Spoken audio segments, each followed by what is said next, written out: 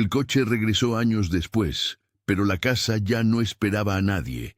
La puerta estaba abierta, el viento entraba como si viviera allí desde hacía tiempo. Nadie respondió cuando dijeron su nombre, ni la abuela, ni los niños. Solo había silencio, y algo que la familia nunca pensó encontrar. Porque la noche en que la dejaron allí, creyeron que la vida seguiría igual, que el tiempo borraría la culpa, que olvidar era suficiente. Pero hay decisiones que no esperan el perdón, y ese día, cuando cruzaron el umbral otra vez, entendieron que no todas las ausencias son temporales. Algunas llegan demasiado tarde para repararse. Esta no es solo la historia de un abandono, es la historia del momento exacto en que regresar deja de significar salvar, y todo empezó la noche en que decidieron no volver por ella. La lluvia caía fina, persistente, de esas que no hacen ruido, pero empapan todo. El camino de tierra estaba oscuro y el motor del coche quedó encendido unos segundos más de lo necesario, como si incluso la máquina dudara de marcharse. «Aquí estará bien», dijo una voz desde dentro. Nadie respondió. La abuela bajó primero. No preguntó nada. Solo sostuvo la mano del niño más pequeño mientras la niña abrazaba una bolsa de ropa que no pesaba casi nada. Detrás de ellos, la casa vieja parecía más pequeña de lo que recordaba. El techo torcido, la puerta ladeada y la ventana sin vidrio dejaban pasar el aire frío de la madrugada. El coche no se apagó. La mujer miró hacia adentro una última vez, no para despedirse, sino para confirmar su decisión. «Volveremos cuando todo esté mejor».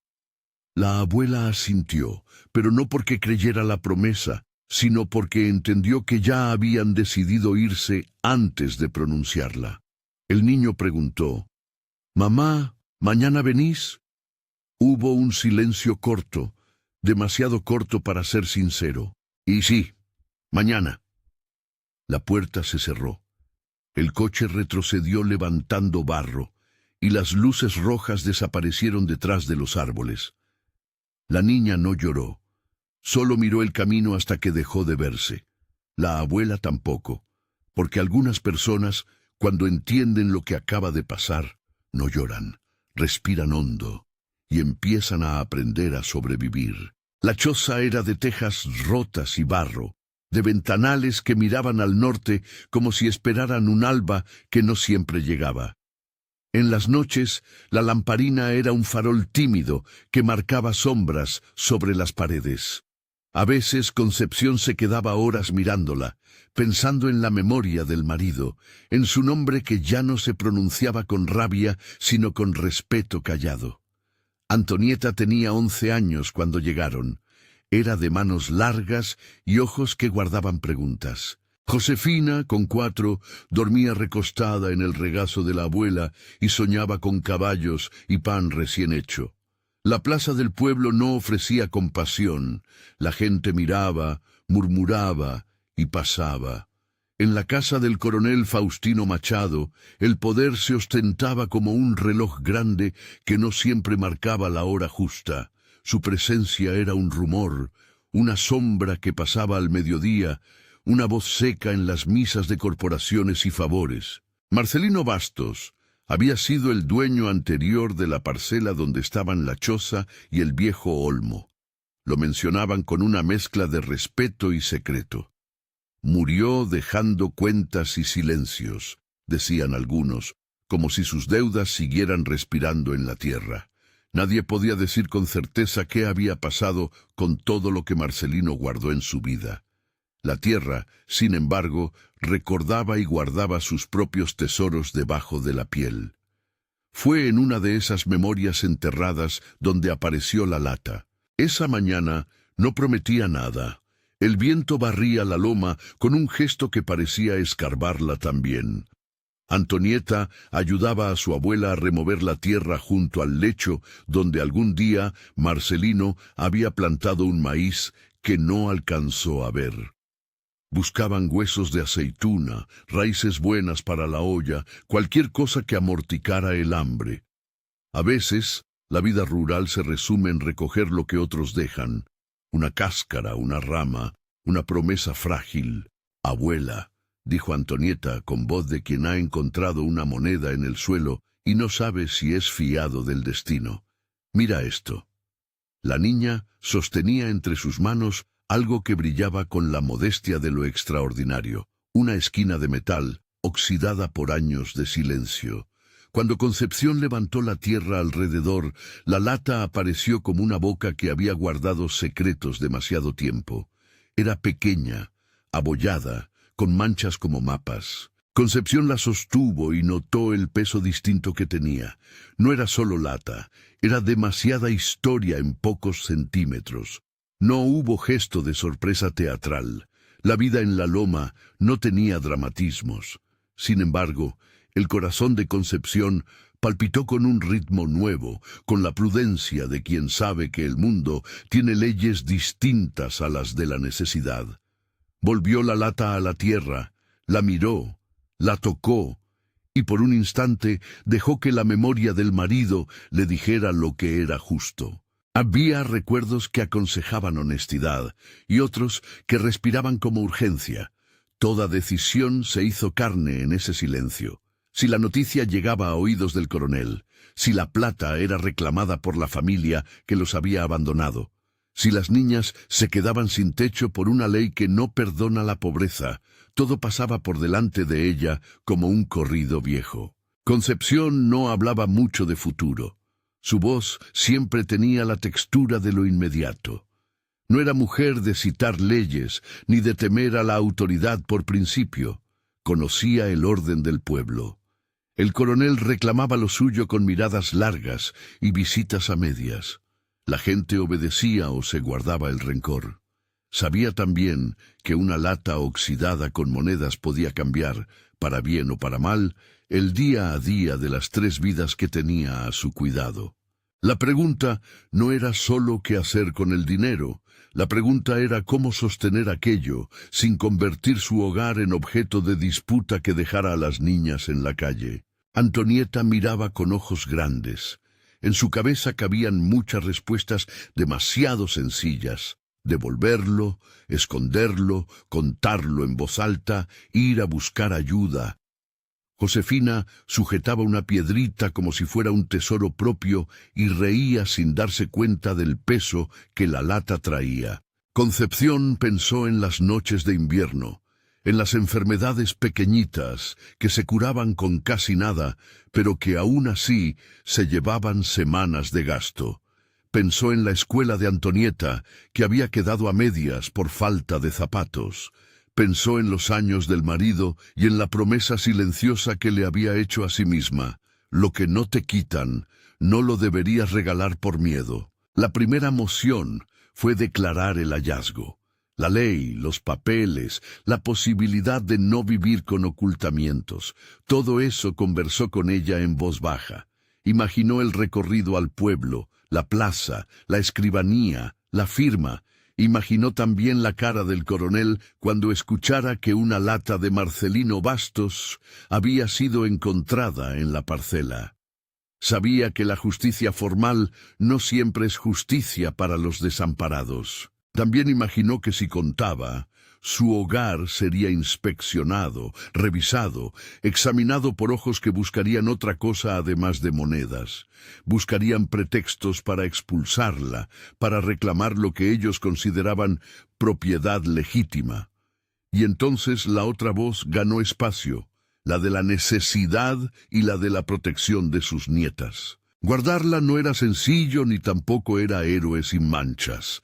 Concepción sabía que ocultar algo que no le pertenecía podía ser pecado para algunos, delito para otros.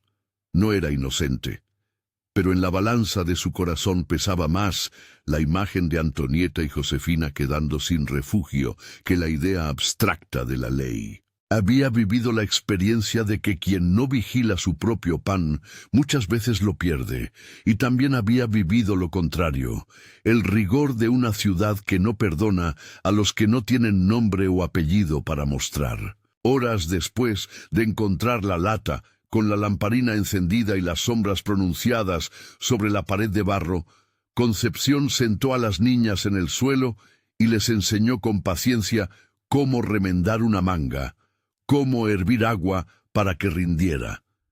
No dijo la palabra plata, no necesitó hacerlo. Sus ojos lo dijeron todo, la determinación de quien ha decidido tomar las riendas de la noche. Antonieta, aunque pequeña, percibió la densidad del momento. Su abuela le dio a entender que se avecinaban tiempos de trabajo, de economía, de secretos guardados en el pecho por amor más que por astucia. Antes de seguir, cuéntanos desde dónde nos escuchas. Los días siguientes fueron de un sigilo que no hace ruido, pero se siente. Concepción no fue a la plaza con la lata en la bolsa. La dejó envuelta en un trapo dentro de una tinaja vieja, debajo del ahumado de la cocina, en el sitio donde nadie, salvo las ratas, buscaban tesoros. Las monedas y las joyas no eran muchas, pero eran suficientes para comenzar una obra lenta. Poner tejas donde faltaban, reparar la puerta, comprar una vaquita para ordeñar que diera leche, no solo para el consumo propio, sino para vender un poco en la plaza y tener ingresos continuos. La forma que eligió para transformar el hallazgo en sustento no fue heroica ni astuta, fue administrativa en pequeño. Fue el trabajo de mujer que sabe contar y pesar cada gasto en el terreno de lo humano. Hermenegildo Correia era un mercader ambulante que pasaba por la loma los miércoles y domingos, con su carreta llena de telas, botones y pequeños objetos que el pueblo siempre necesita. Concepción lo conocía desde que su marido todavía vivía. Sabía que el mercader era hombre de pocas preguntas. Aquel día, cuando Hermenegildo ofreció intercambiar algunas monedas y comprar una moneda antigua que Concepción le mostró, lo hizo sin curiosidad maliciosa. «Para mis colecciones», le dijo con una sonrisa práctica. Concepción vendió poco a poco, siempre con la sensación de estar siendo cautelosa, de que con cada moneda que entregaba estaba comprando algo más importante que una teja. Estaba comprando un tiempo más de seguridad para sus nietas. No hay detalles técnicos en cómo lo hizo. No hay fórmulas, ni bolsillos secretos que explicar. Solo hubo decisiones hechas con la cabeza y con el corazón. Compró tejas primero, luego una puerta de madera que no crujía con la lluvia. Plantó semillas de maíz y algunas hortalizas que rindieron mejor de lo previsto. Al cabo de algunos meses, la casa dejó de ser la sombra de una choza y empezó a parecer un domicilio donde la vida podía sostenerse. Las mejoras eran modestas. No había lujo ni ostentación, sino el tipo de cambios que dan dignidad. Una mesa menos coja, una cama con cobertor que no se deshilachaba al primer uso, un ventanal que se podía abrir sin miedo a que el viento sacara todo. Vicente Bastos llegó al pueblo una tarde con una carreta cargada de sacos de grano. No era pariente conocido, pero el apellido casó con el de Marcelino, y eso fue suficiente para que las lenguas comenzaran su ritual. Se decía que era sobrino lejano, que venía a preguntar por lo que había dejado Marcelino. Vicente era hombre que no aparentaba ni más ni menos de lo que era. Tenía manos de trabajo, mirada franca y un gesto que invitaba a la confianza sin exigirla. No llevaba la contundencia del coronel ni la curiosidad del mercader. Traía algo intermedio, la prudencia de quien hace favores sin publicidad. En la primera charla entre Concepción y Vicente se midieron. Conversaron bajo el olmo, con el ruido distante del pueblo y el rumor de la loma. Vicente habló de su viaje, de la muerte de Marcelino, que se decía había sido sola y sin arreglos, y de la posibilidad de ayudar a quienes gobernaban su pedacito de tierra. Concepción le dijo poco, dijo lo necesario, no dijo de la lata. Vicente entendió lo que se puede entender cuando se mira a los ojos de una mujer que cuida a dos niñas, que había una historia que olía a abandono y a necesidad. Con el tiempo, Vicente se fue quedando. Fue primero un trabajador que arreglaba la cerca a cambio de comida. Luego, con las semanas, se transformó en un compañero de labores. Su presencia atenuó la soledad de la casa. Antonieta lo vio como hombre que reía con facilidad y que enseñó a Josefina a cabalgar en sueños sobre el lomo de una vaca aún inexistente.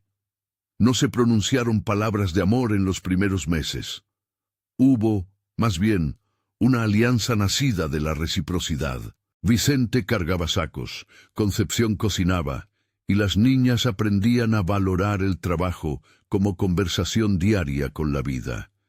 El pueblo, sin embargo, no deja pasar estas transformaciones sin hacer sus conjeturas. Los rumores comenzaron como hojas secas. Se extendieron por la plaza y por las calles empedradas. «Mira la casa que se arregló», decía uno.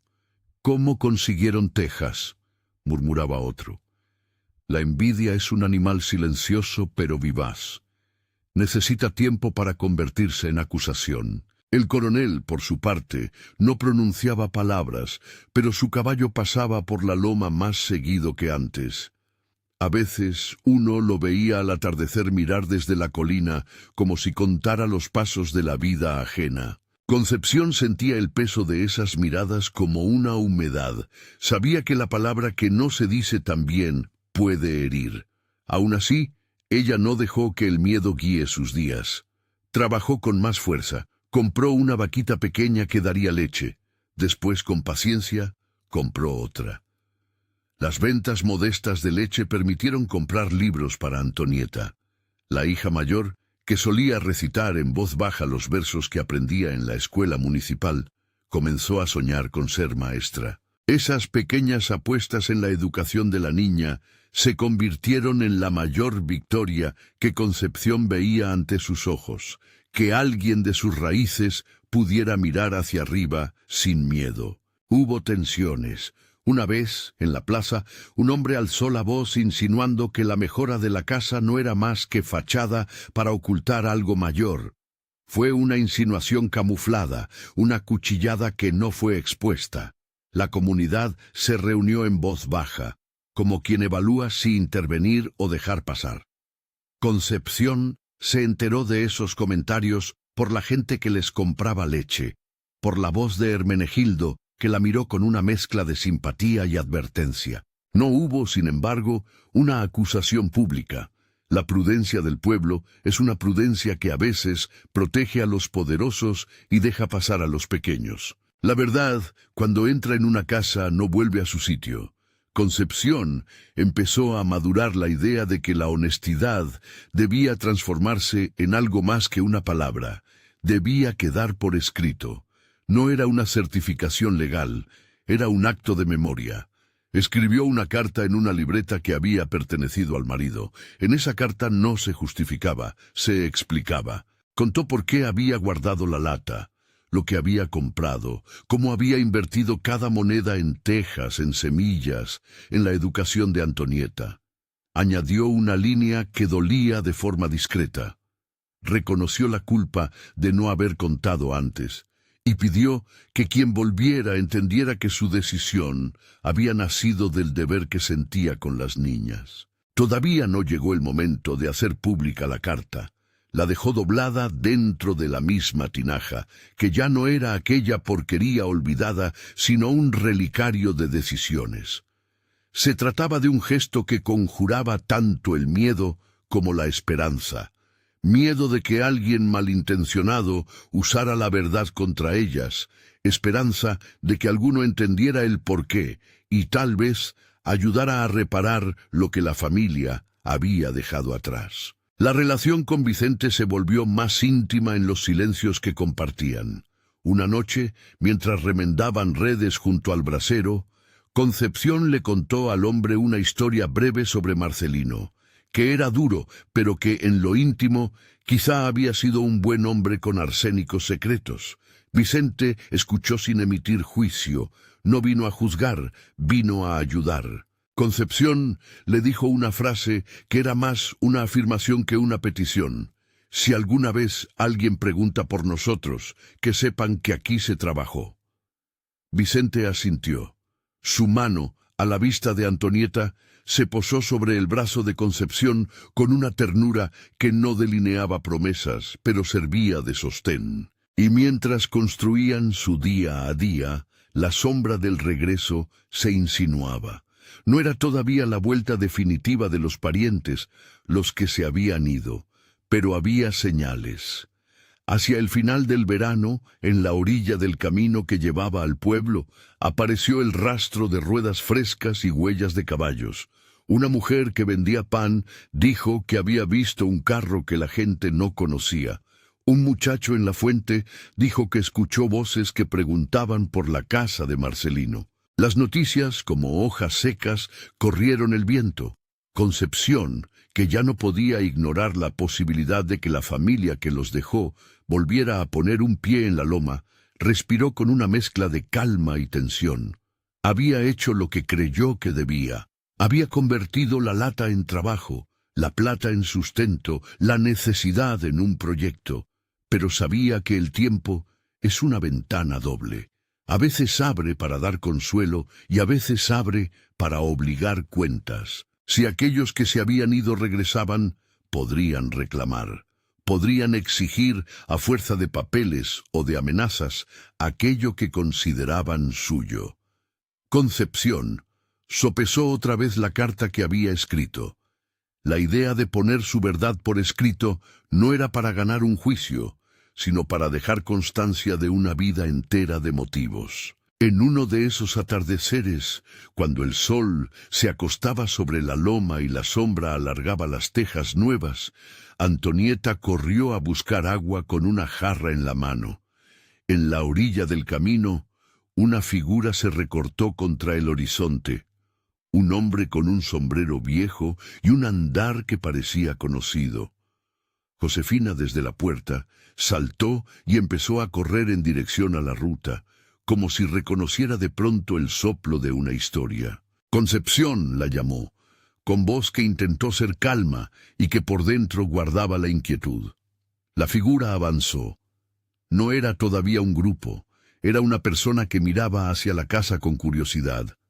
Concepción apretó la sola de la puerta y por un momento pensó en la lata debajo del ahumado, en la carta doblada, en las tejas que hoy relucían con polvo. No supo si aquel regreso era la primera mota de justicia o la sombra que traerá reclamación. Se acercó al umbral y ajustó el cobertor en su hombro.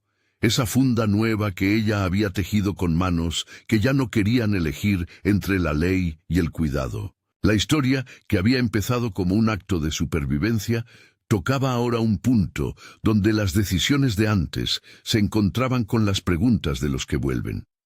Concepción miró al hombre que llegaba con una serenidad trabajada, no por su ausencia de miedo, sino por la convicción de haber hecho lo posible por mantener a salvo a sus nietas. Algo en su pecho le dijo que lo que viniera vendría sobre una casa que ya no era la misma, y sobre una vida que había sido reconstruida con esfuerzo. El hombre se detuvo a la distancia prudente, levantó la mano como quien saluda a la vida que no espera. Desde la puerta, Antonieta y Josefina lo distinguieron mejor, y él les devolvió la mirada con un dejo de reconocimiento que partía de la infancia compartida, de apellidos parecidos y de historias que nunca se acaban de cerrar. La voz de Vicente, detrás de la casa, dijo el primer nombre en voz baja, como si anunciara un aviso.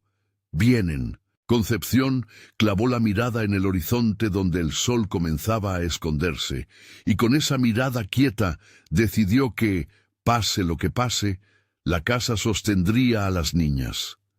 La lata había dejado de ser un misterio metálico. Era ahora la raíz de una responsabilidad que no se podía pagar con disculpas. Y aunque la idea del regreso encendía en todos el mismo fuego de incertidumbre, también había, en Concepción, la resonancia de algo más suave. La convicción de que había trabajado con honestidad para transformar un hallazgo en dignidad. La noche se acercó con su manto. En la casa la lamparina proyectó por última vez las sombras de la tarde. Afuera, sobre el camino, se escucharon pasos que se acercaban y voces que se deshilachaban como tela vieja. La presencia que avanzaba llevaba consigo la pregunta que ninguno había hecho en voz alta. Cuando la familia volviera, ¿qué sería suficiente para reparar la ausencia? Concepción recogió las manos de Antonieta y Josefina, sintió su respiración como un latido compartido y supo que la elección que hizo en la tierra seguiría por mucho tiempo, marcando la vida de quienes vivían bajo su techo. El carro cambió de perfil contra la loma y una figura salió del sendero para mirar directamente la casa. En ese instante, la calma que había construido Concepción se apretó con la tensión de lo venidero. No había todavía respuesta ni sentencia. Solo la pausa larga antes de que algo finalmente tocara a la puerta. La figura avanzó hasta el umbral, y cuando estuvo lo bastante cerca, Concepción reconoció el paso torpe de un pariente que no se ha visto sino en fotos. Su sobrino, o quizá un hermano del recuerdo. Un rostro que guardaba la misma mandíbula de Marcelino, la misma arruga que se formaba al sonreír.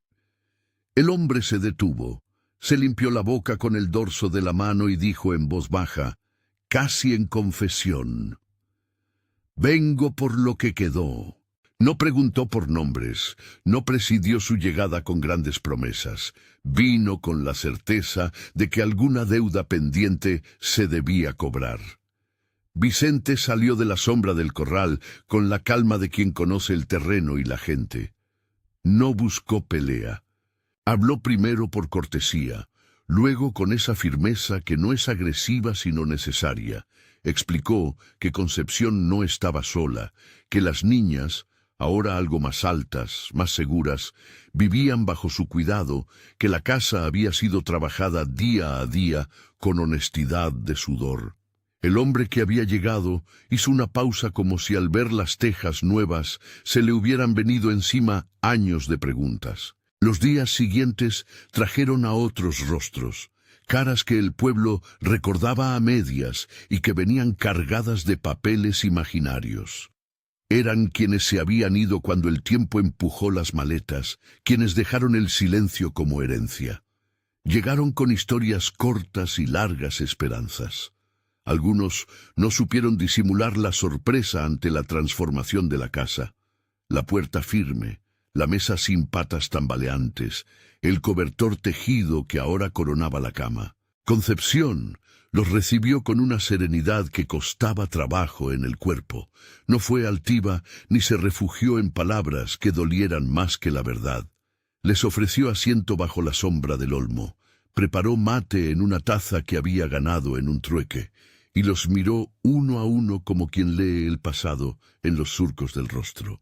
Habló de Marcelino sin rencor. Contó que la tierra había guardado secretos, que la lata apareció en una mañana de trabajo y que la decisión tomada había sido la de convertir aquello en sustento. No escatimó en detalles éticos. Contó su lucha interior, su miedo real a que las niñas fueran desalojadas. Habló de la balanza entre el deber y la necesidad. Hubo quien escuchó y sintió vergüenza. Hubo quien miró la tierra y no supo qué responder. Hubo quien, con voz temblorosa, ofreció disculpas por la partida que había dejado huellas difíciles. Pero entre conversaciones y silencios apareció otra voz, la del coronel. No se mostró como buscábamos en los cuentos de campo, con sable o beso de hierro. Su presencia fue la de un hombre que mira la vida ajena con la distancia de su posición. Pasó por la loma, hizo una visita breve y dijo sin alzar la voz que las cosas debían arreglarse como corresponde.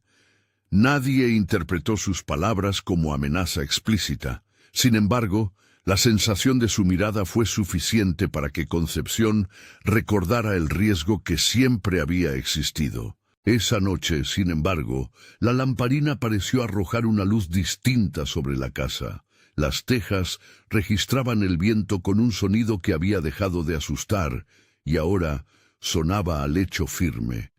Concepción regresó al rincón donde guardaba la tinaja. La abrió con manos firmes pero cansadas. Sacó la libreta del marido y leyó la carta que había escrito meses atrás.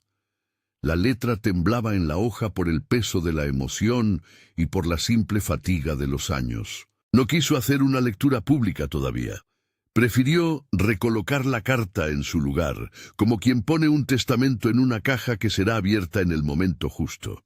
Pasaron meses. La vida, que nunca olvida su ritmo, siguió siendo trabajo. Ordeñar la vaca recién llegada, cargar bidones de agua para el pueblo en la mañana, llevar a Antonieta a la escuela y atajar a Josefina cuando la curiosidad la empujaba a trepar donde las canillas no daban permiso.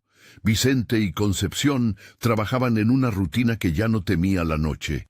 Ambos sabían cómo repartir las horas del día para que el sustento se mantuviera y la esperanza creciera en pequeñas parcelas. En el pueblo, la casa de la loma dejó de ser un rumor malicioso para convertirse en un indicador de que la dignidad, a veces, se construye piedra a piedra. Antonieta, que había descubierto en los libros un mundo de posibilidades, se convirtió en un hilo conductor de esa transformación.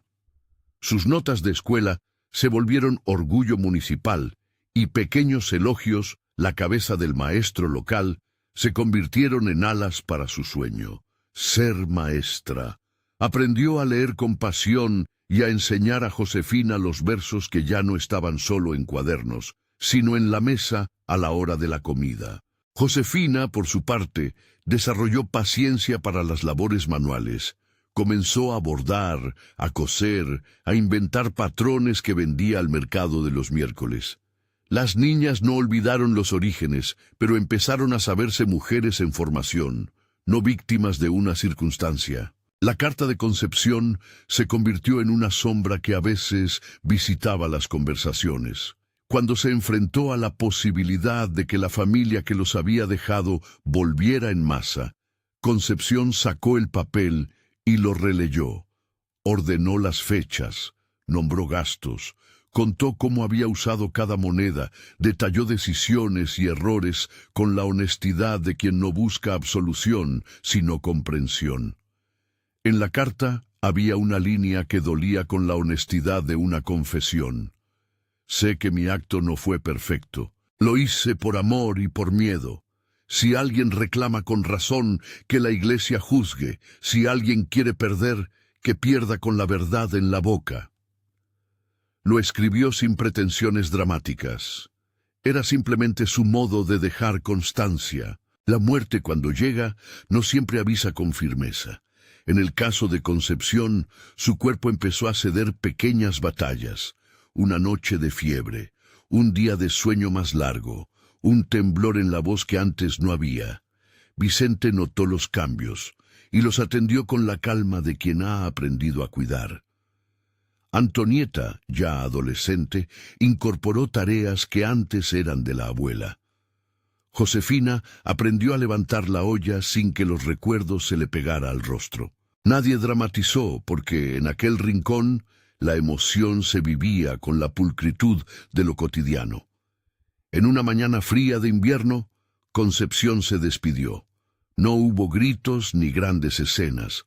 Apenas el rumor de la lamparina inclinado hacia la última luz, el roce de manos en la frente y la voz de Vicente que decía nombres como si hiciera un inventario de cariño. Murió con la sensación del deber cumplido. Días después, la casa se llenó de vecinos que no habían venido por curiosidad, sino por respeto. Fue un entierro sencillo. La tierra en la que había vivido la abrazó otra vez, pero esta vez con el placer de quien recoge una historia bien contada. No hubo coroneles a caballo. Hubo rostros que, al borde del llanto, llevaron una flor que conmovió más que cualquier discurso. La familia que se había ido, unos cuantos al principio, otros más con el rumor, apareció alrededor del entierro, como se aparece ante una cuenta que uno piensa cobrar tarde. Llegaron con preguntas en la boca y reproches en la piel. Alguno pidió ver la casa por dentro, otro susurró que la tierra debía volver a los suyos. La tensión no explotó en gritos, se materializó en miradas cortantes, en la incomodidad de la gente que no sabe dónde ponerse. Fue entonces cuando Antonieta, ya con voz adulta aunque la garganta temblara, pidió que se leyera la carta. No fue un espectáculo, fue un ritual. La libreta fue traída de la tinaja donde Concepción la había guardado. La hoja, aún con la tinta algo desvanecida, fue abierta con las manos que la abuela había doblado tantas veces. Antonieta tomó la voz y leyó en voz alta. La plaza se volvió un salón de confesión. La gente escuchó la explicación de la mujer que por necesidad había decidido tomar la lata y convertirla en trabajo. La carta decía, entre líneas sencillas, que nada había sido fácil. Enumeraba las compras, las ventas, los días de hambre y las noches de calor compartido. Contó por qué no habló en su momento, no por cobardía, sino por el temor real de que la legalidad que no protege a los pobres terminara por dejarlas en la intemperie. Admitió su culpa con la candidez de quien se sabe falible.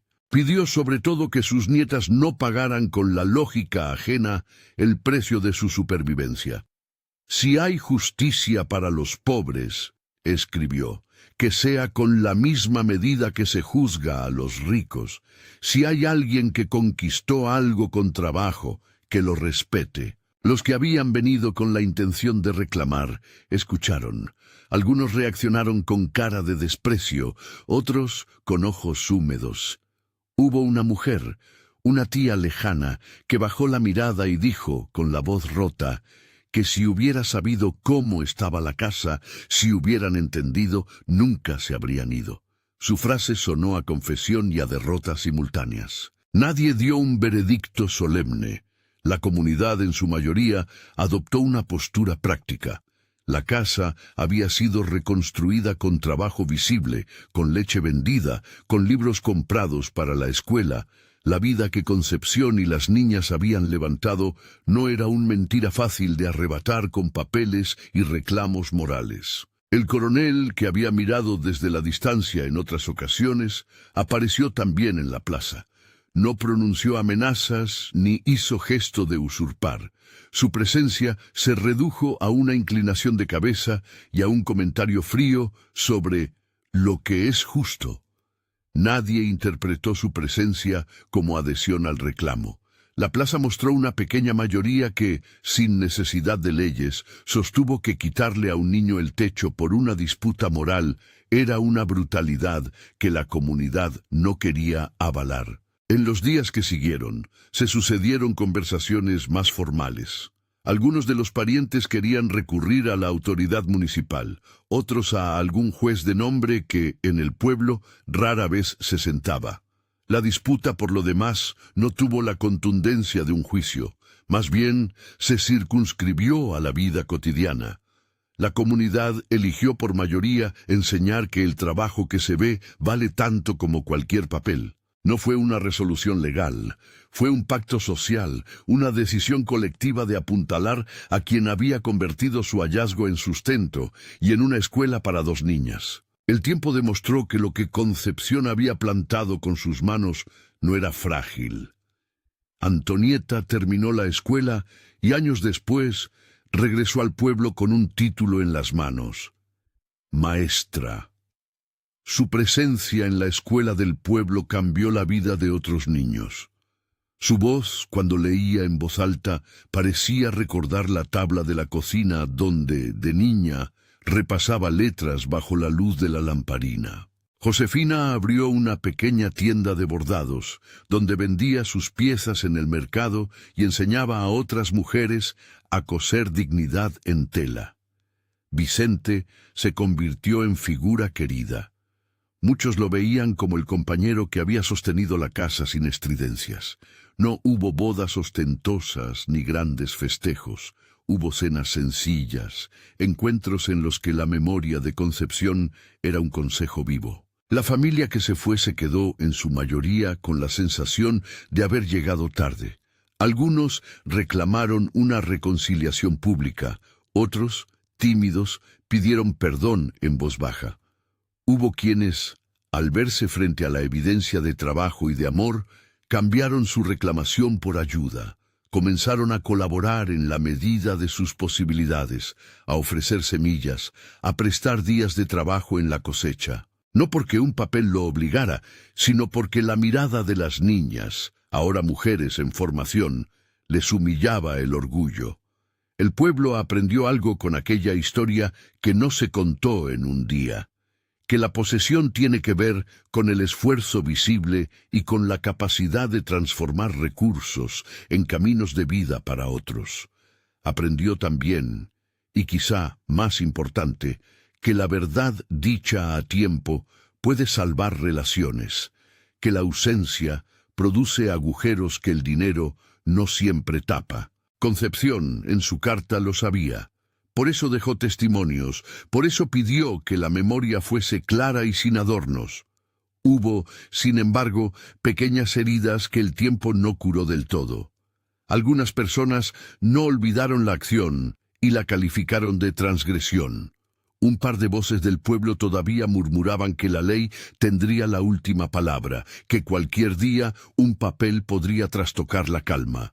Pero la mayoría optó por otra cosa, por sostener la casa que alimentaba a niños y por seguir construyendo una sociedad donde la caridad no fuera cobertura y la justicia no se convirtiera en cadena de exclusión. Años después, en la plaza, la tinaja donde Concepción había guardado la lata fue colocada en un rincón como símbolo de una historia que valía la pena recordar. No para celebrar el secreto, sino para recordar la complejidad de las decisiones humanas, que nadie actúa en el vacío y que las razones son variadas. La libreta del marido quedó en poder de Antonieta. La carta original, ya amarilla y frágil, se conservó entre las páginas de un libro de la escuela. De vez en cuando, Antonieta la leía frente a sus alumnos para hablar de ética, de trabajo y de responsabilidad.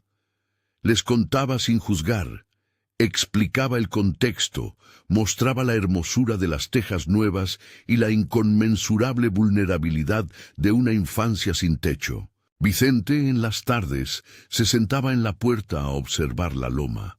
A veces conversaba con los hombres que pasaban y les recordaba lo que la vida les había enseñado, que sostener a otro es, muchas veces, la forma más pura de autoridad. No habló nunca en términos de heroísmo, contó la historia con respeto, destacó la mano cansada de Concepción, la libreta, la lamparina que parecía reducir la noche a un calor sustentable. Sus palabras no eran discursos, eran relatos que alimentaban la memoria común, la razón por la cual todos recordaban el momento de la llegada tardía de la familia no fue la pasión de un escándalo, sino la tristeza de saber que aquel retorno había sido inútil para cambiar algo profundo. Concepción ya no estaba, y el resultado de sus actos, bueno o malo, había tomado la forma de vidas que prosperaban. Cuando llegaron, ya era demasiado tarde para reclamar aquello que la abuela había preferido convertir en cimiento de una casa. La frase, que el título resume con crudeza, no fue escenario de castigo, fue, más bien, el punto en el que la historia cerró una herida. El regreso se encontró con una ausencia que hablaba más fuerte que cualquier argumento. Pero la historia no terminó en esa ausencia. Al contrario, la ausencia transformó la memoria en responsabilidad. Antonieta y Josefina, ahora adultas, no buscaron venganza ni tampoco reposaron en la queja. Construyeron una vida que tenía la honestidad como columna vertebral. Antonieta enseñó a otras niñas a leer el mundo con ojos críticos. Josefina tejió redes de trabajo para mujeres que necesitaban ingresos. Las mejoras que Concepción había iniciado se multiplicaron, no por el efecto mágico de la lata, sino por la persistencia de quienes heredaron su deseo de dignidad. El pueblo fue, poco a poco, menos tolerante con las desigualdades que no tenían nombre. La Casa de la Loma se convirtió en un pequeño símbolo, no del triunfo de un secreto, sino del poder del trabajo constante. En algunas reuniones de vecinos se habló de crear un fondo comunitario para pequeños emprendedores, en otras, de apoyar a las mujeres que querían aprender un oficio. Todo sin pretensiones, sin pensar que había una receta infalible. La lección era simple: con esfuerzo y con generosidad se pueden tejer caminos que cambian vidas. Hubo, por supuesto, quienes aún se preguntaban si Concepción había tenido derecho a guardar la lata en la tinaja. Esa discusión quedó inscrita en conversaciones privadas, en algunos cafés y en las silenciosas reflexiones que hacen los hombres en las esquinas. Aún así, la lectura pública de su carta había sembrado en muchos el entendimiento de que la justicia no siempre es binaria. Hay circunstancias, hay pobreza que es criminal por abandono, y hay decisiones que, aunque imperfectas, buscan proteger lo único y irreemplazable: la infancia.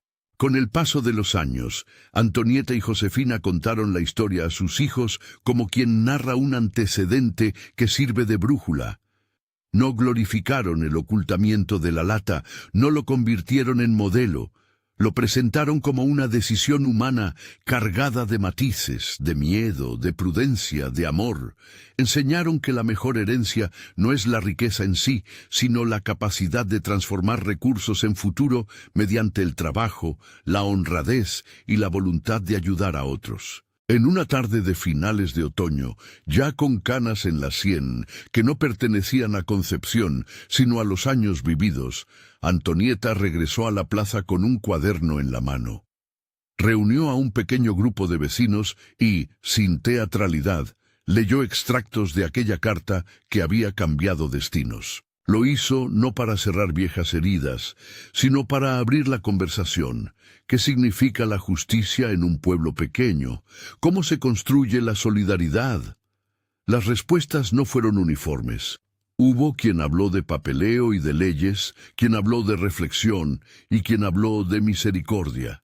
Ninguna respuesta, sin embargo, contradijo la verdad que había empezado a apostar por el trabajo como motor de transformación. El tiempo fue llevando la historia hacia una conclusión que, si bien no borró la complejidad inicial, permitió que la comunidad se imaginara a sí misma de otra manera, con más cuidado por los suyos, con menos orgullo para pedir perdón y con más disposición para ofrecer ayuda cuando haga falta. La lata oxidada, que alguna vez fue tentación y decisión, quedó convertida en símbolo de la memoria. Un recordatorio de que las vidas se cuidan con acciones cotidianas y con decisiones que, aunque controversiales, pueden estar teñidas de amor. Por último, la pregunta que la historia planteó desde el principio, si crees en el destino o en la voluntad, encontró en la loma una respuesta múltiple. Para algunos, el destino, en forma de un hallazgo oculto, fue la chispa que encendió un cambio. Para otros, la voluntad de Concepción, su administración cuidadosa y la labor de quienes la acompañaron fueron la verdadera fuerza. La lección, sin embargo, no obligó a escoger entre extremos. Enseñó que la vida es una mezcla de azares y decisiones, y que lo que hacemos con lo que nos toca es lo que define el futuro. La familia volvió, pero ya no era lo mismo. ¿Crees que merecían perdón? Y si quieres escuchar más relatos como este, suscríbete para seguir compartiendo historias de dignidad y trabajo.